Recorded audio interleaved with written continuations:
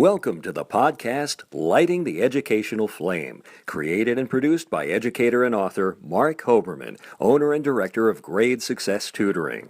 Mark will be joined by Susan Brender, CEO and host of The Susan Brender Show. The purpose of this program is to offer our listeners a variety of stories dealing with many interesting topics surrounding education.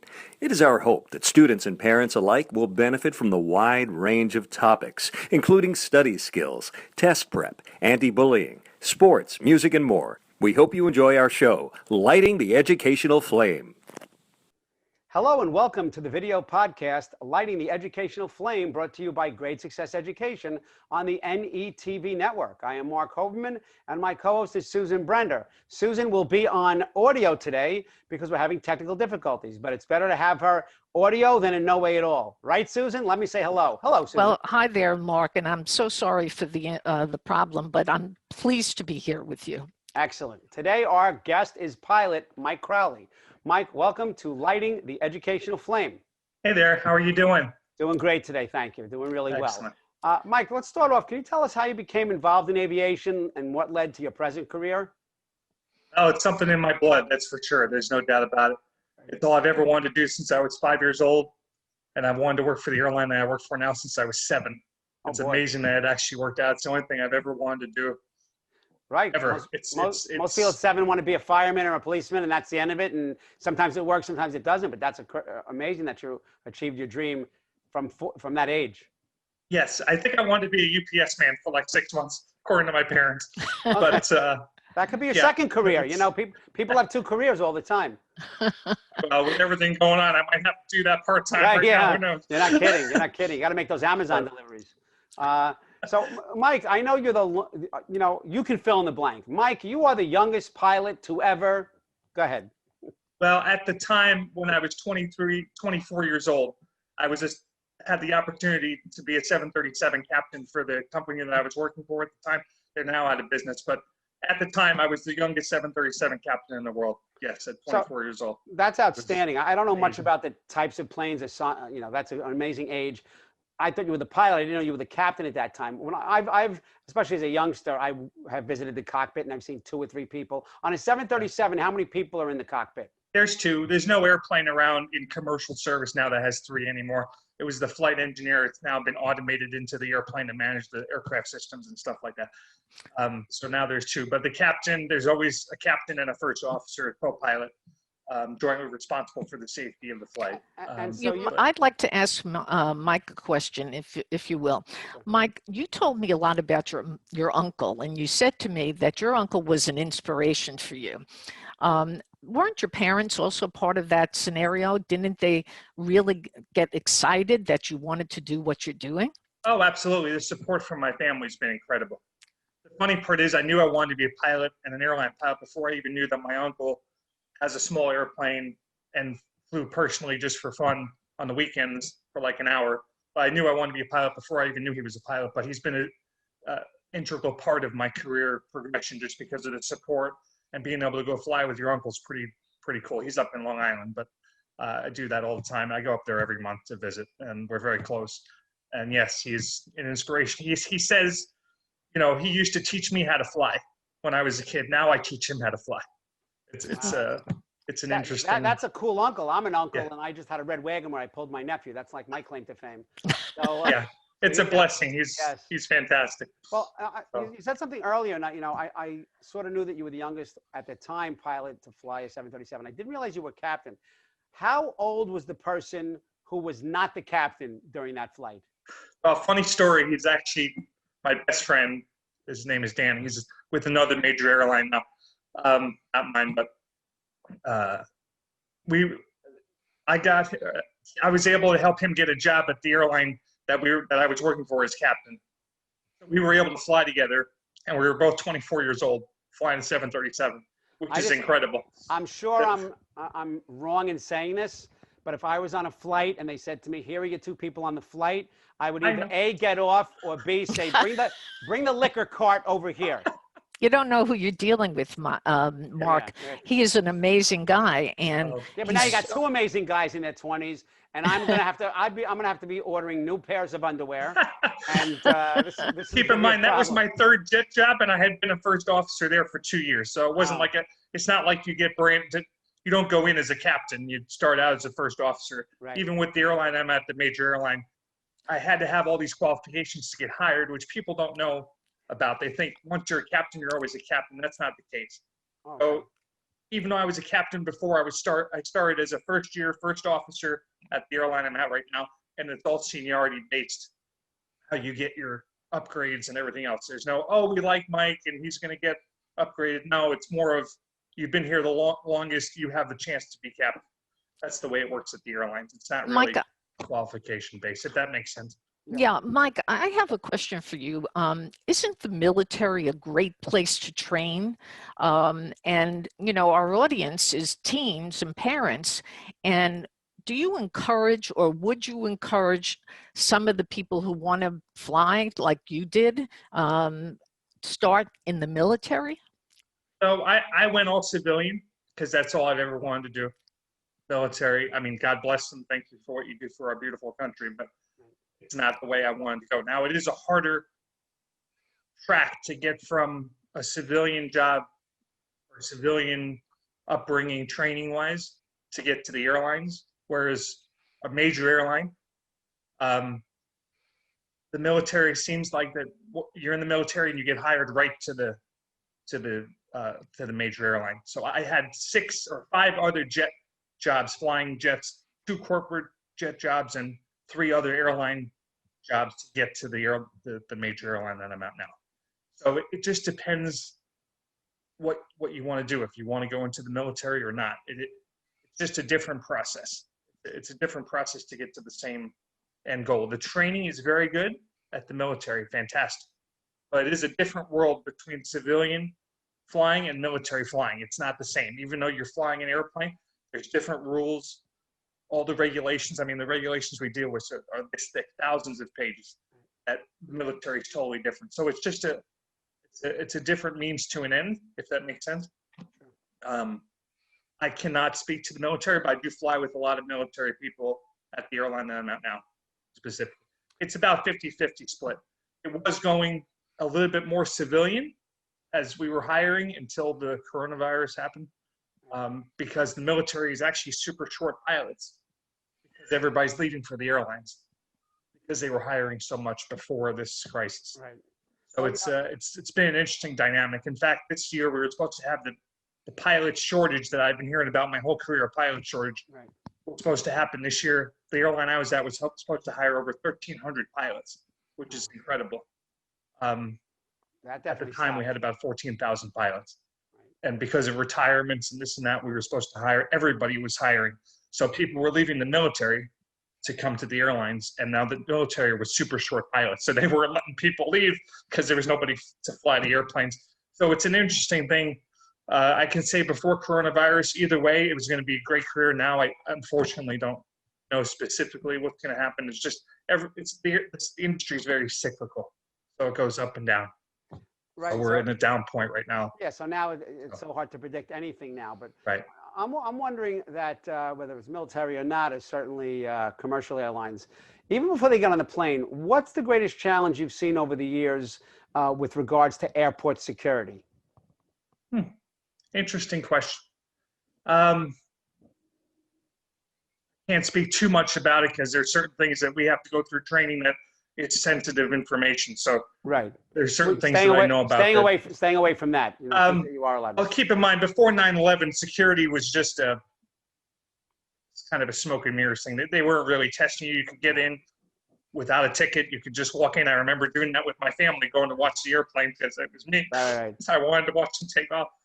I can say that it's a hard one, actually. I don't like when people don't pay attention. So I see some people do a great job, some people don't. Some TSA agents are very looking at that monitor when your bag's going through the scanner, maybe not paying attention. Some of them really are, and that's every job. You have some people that do a great job, some people don't do a great job. in this case, you can't really screw up. It's kind of like my job. You can't really make a mistake, right? And that's kind of frustrating to see the differences of people, because it's like your life is my life is in your hands right now of you doing the screening. So I need you to do a good job. Right. Yeah. But in general, they do a very, good job, and the history speaks for that. But I haven't really seen anything too crazy. I did have a passenger about a year ago or so that was incessant on checking their bag at the gate, to gate check the bag to put under the airplane, which is very weird. We only have like half full airplane. They could easily put it in the overhead bin. So it kind of made my hair stand up to say, why is this person doing that? Why would they want it in the cargo hold instead of in the overhead bin? And there was a reason. It was they had something in it they didn't want to stuff in the the overhead bin. They didn't think it could fit. But at the time, I'm like, that's an interesting thing, and we're trained to look out for stuff like that. Sure. So I said to the captain, hey, this doesn't seem right. We only have like 40 passengers, tons of room. Why would they want to check their bag and so incessant on it? And we finally found the reason. But the captain was actually impressed that I even noticed that. That this bag was sitting in the jetway just by itself, and we weren't in that situation. Usually it's when the airplane's full and you're the last 10 people on the airplane, they make you, check the bag. Unfortunately, we haven't been in that situation since March because of everything going on, but that's normally what happens. This is not what happened, or what happened that day. So that was good, and the captain was very happy that I brought that up, actually. Excellent. That's the craziest thing I've seen. Mike, few industries have been hit as hard as the airline industry during the pandemic. Yeah. How has COVID-19 affected your life as a pilot? Well, to be honest, when I'm at work, I do my job. I do it like I've always done. I'm very particular. I do it the way we're supposed to do it. We can still have a good time. I don't think about it that much. Now, I will say, when this first started and there was nobody on the airplane, I flew a flight with 0 passengers. Wow. It was very depressing, because I know how expensive everything is and how much money we were losing, the whole industry, but specifically my company. Are there and it any? was very depressing. But when I'm at work, I actually just do my job and enjoy my job and do it like I've always done. It's when I'm at home thinking about the future of what's going to happen. That's when uncertainty really sets in. It's kind of opposite from what you would think. Sure, now, wearing the sense. mask, we have to wear the mask at work. You get used to that. At first, it was kind of odd. Right. But now it's a way of life, basically. Yeah, for everybody, of course. So, yeah. The flight attendants have to wear it constantly. That's because they're with the passengers. So that's even more. They end up wearing it for 15, 16 hours a day straight, which is a lot. Yeah. So. Mike, you just answered my question, actually, because I was going to ask you what precautions do pilots have to take, and flight attendants, and you just told me they have to wear a mask. Is there any other thing that they have to do because of the COVID? Well, it's not really required. There is I'll start with this. So every time I get on a different airplane, specific airplane, I fly the same type of airplane at the airline that we can only fly one type of airplane at the same time. But we have like 90, my fleet, we have 90 different individual airplanes in that fleet. So if that makes sense. I fly the Boeing 717 right now. But every time I get on an airplane for my whole career, the first thing I do is wipe down stuff. Before coronavirus, because let's face it, people aren't the cleanest people, even on the pilots. So I just wipe down the common areas, and I still do that. I still do that now, obviously, probably a little bit more. So I will say that what was I going to say? The mask and the wiping stuff down. But some of the captains are like, wow, you're wiping it down a lot. I'm like, I've always done this. I've always done this my whole career. They think it's because of coronavirus. So, and some people, we're supposed to say goodbye to the passengers. It's actually in our manual. They want us to say goodbye to the passengers, whoever flew the flight. So the captain flies one leg, I fly another leg. We swap. So, but a lot of people aren't doing that because they don't want to get close to the other people, but I still do that. So some people are doing optional things just to be cautious with coronavirus. You mentioned something earlier about, some people think this about pilots and things you have to do that we aren't aware of. Because it's an education show, I'm sure many people don't realize the type of education and coursework that's needed to become a pilot. So can you enlighten us a little bit about that? Sure. And again, there's multiple different tracks. So I did the quote unquote exact, I guess, way that somebody would do it is I started young. I started flying at 14, actually, with small airplanes. Crazy. I was able to solo on my 16th birthday, and I was very fortunate to be able to get my first license, which is private pilot license, on my 17th birthday. And I was able to get 2 more ratings before I even went to college. Most people I went to college with came in with nothing. They've never touched an airplane before, ever. So it was pretty amazing to come in with those certificates, right? Not saying you have to do that, but I told my parents at 14 I couldn't wait any longer. So I started the day after my 14th birthday, and I only flew like an hour a month, which is not much. But so I did that. Most people don't have to do that. And then I went to a 4-year college, Embry-Riddle Aeronautical University in Daytona Beach. You don't have to do that. You don't have to go to an aeronautical college, but I wanted to learn about what I wanted to learn about. Right. So most major airlines require a 4-year degree to get hired, if that's your goal of something. It doesn't have to be in aviation. Okay. So a lot of people, especially with the pilot shortage that was coming, because the salaries were going up even at the regional airlines, because it used to be almost unlivable. Now it's actually livable, which is good.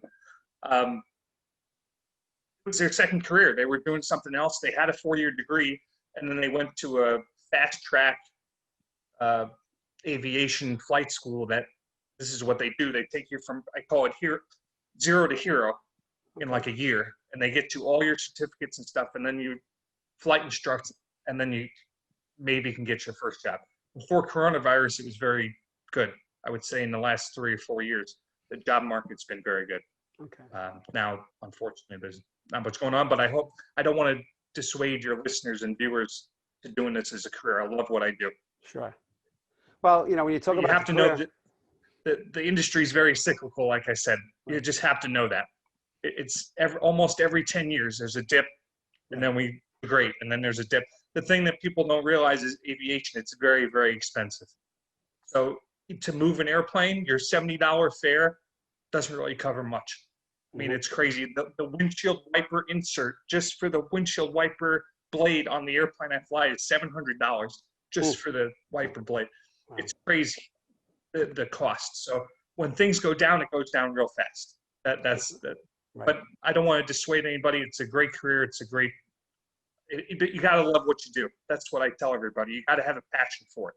If you don't have a passion for it, this is going to be very frustrating when this stuff happens. But if you love what you do, go with open eyes. If you're opening people's eyes to it, and it's funny. I don't want to date myself, but I remember many years ago, and it's probably many more than I think. There was a Carol Burnett episode, and Harvey Korman or somebody was in a bar, and he was talking to a guy next to him. It's my first flight. I'm very nervous. I can't believe it. And the guy drank. I think I know this. Yeah, and he put his hat on, and he was the captain. So I'm sure that's not the average day of an airline pilot. But what's a typical day? Let's pretend you have a flight going off at 1 p.m., whatever time zone you're in. Sure. What's a typical day in the life of an airline pilot? So I'm based in Atlanta, so I'll just tell you. So I actually commute. I commute from South Florida to Atlanta. So not every day, but I go for like a 4-day trip. So I leave a couple hours before I get on an airplane and fly to Atlanta. Not actually fly, but as a passenger. And I commute to work. But we have to be at the airplane. We're supposed to be there an hour before departure. So and there's a lot of pre-flight preparation that we do before you even see us. We get our flight plan from our dispatcher.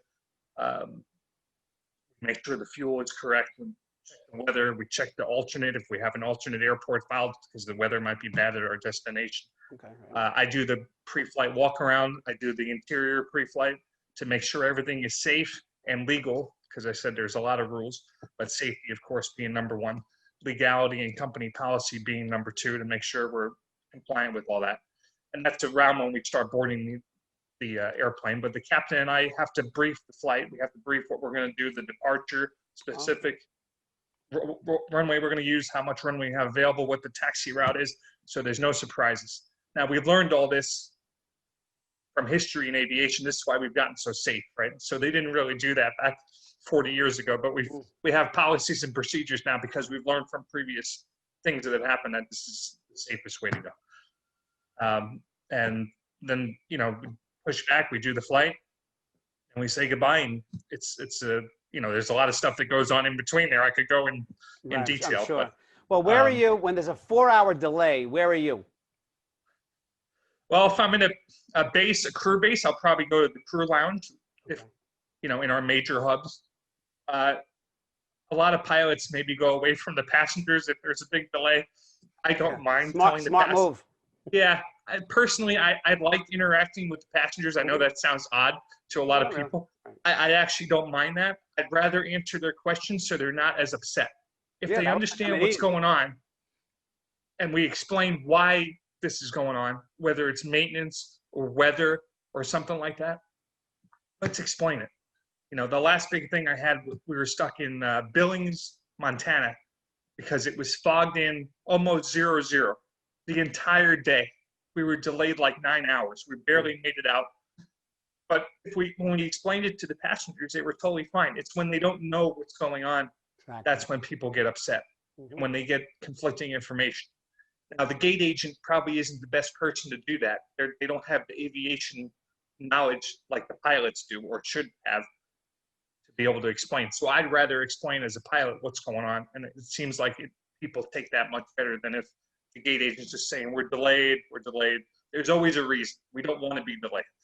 Right. Yeah, nobody does. But it puts people at ease and makes them feel better when they're informed. So it's great that's your philosophy. You want to say something, Susan? Yeah, I really do, because this is just a silly question, if you will. How do you get to be a pilot for Air Force One? Would you like to be a pilot for Air Force One? Well, I wouldn't be able to because I'm not in the Air Force. You have to be in the Air Force, first of all.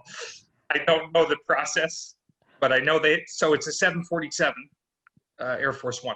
So they still have to go through basically the same training that I would have to go through at my airline. Unfortunately, we got rid of our 747s a few years ago. But let's say we still had them. We would probably have to go through the same training in terms of simulator training and systems training to learn about the airplane, which is about a month long.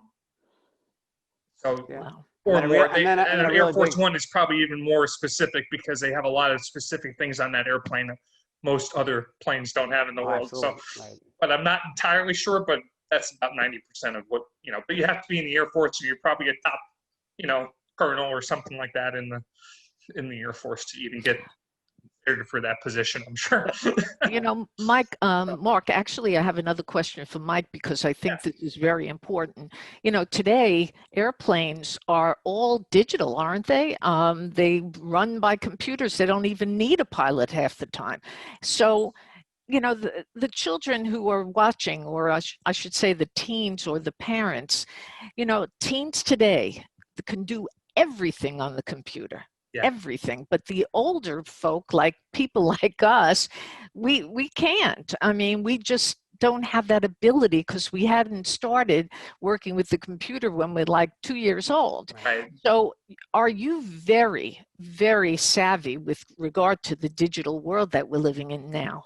No, actually, I'm not. No. I'm actually almost anti-technology. I mean, if I showed you my phone, I have a BlackBerry. Don't laugh. Okay. Does it send smoke signals?